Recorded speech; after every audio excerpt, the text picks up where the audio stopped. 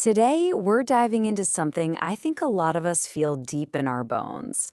That feeling of being completely exhausted, even when you haven't really done much. Let's get right into it. You know the feeling, right?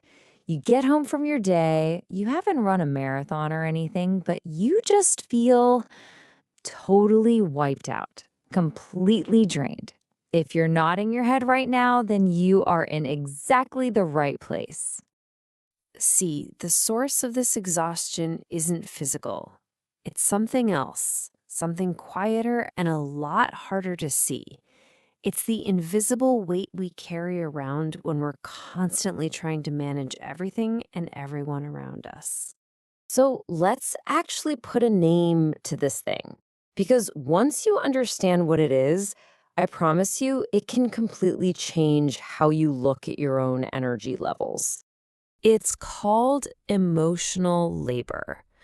Basically, it's all that work you do to smooth things over. You're the one who breaks an awkward silence or laughs at a joke that isn't really funny just to make someone feel good. You diffuse tense situations. It's this constant, draining effort. And because everyone just kind of expects it, it's almost always unpaid and totally unappreciated. So, where does this even come from? Why do some of us feel this overwhelming need to manage everybody else's emotions? Well, it's not just a bad habit. For a lot of us, it's a strategy that we learned a long, long time ago. Think about it. If you were always praised for being the good kid, the one who was always so considerate and never caused any trouble, you probably learned that your value comes from keeping the peace. You started to believe that it was your job to manage other people's feelings because that's how you felt safe and loved. And this is the real price you pay. You end up becoming a soft landing spot for everyone else, absorbing all their moods and problems. But while you're doing all that, what happens to your own feelings, your own anger, your sadness, your needs? You just learn to push them down and lock them away. Okay, that's the problem. But here's the good news. You are not stuck. This is a cycle, which means it can absolutely be broken. So let's look at 3 real, actionable steps to start doing that. And this is the million-dollar question, isn't it? If this pattern is so baked into who you are, how in the world do you start to change it and, stop that constant energy leak? Okay, here they are, the 3 big steps. First, you have to consciously realize it's not your job to be the mood manager for every room you walk into. Let other adults be responsible for their own feelings. Second, you have to practice refusal. That can be a simple no, or it can just be getting comfortable with silence instead of rushing to fill every gap. And third, and this is maybe the most important one of all, you have to start listening to yourself again. Now, all 3 of those steps are really important, but let's zoom in on that last one.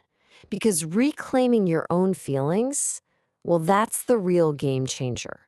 It's about shifting your entire internal default setting from what do they need to what do I need? And you can see the huge difference this makes, right? The old habit is that passive, oh, it's fine, or I'm good with whatever. But the new habit is an active choice. And let's be clear, this isn't about being selfish. It's about recognizing that your needs are valid and that they deserve to be a priority sometimes. This really brings us to the most important takeaway from all of this. This journey isn't about becoming a less kind person. It's about becoming a more authentic one. I just want to sit with this for a second. We tend to think that being mature means taking on more and more responsibility for other people. But this idea just flips that script. It suggests that real maturity is about recognizing your own worth and finally treating yourself with the same respect you give away so freely. Let that really sink in. You do not exist on this planet just to make everyone else feel comfortable. Your opinions matter, your wants matter, your boundaries matter. You have a fundamental right to be yourself, even if that self isn't always perfectly agreeable. So I'll leave you with this final thought. We're not talking about a big dramatic confrontation here.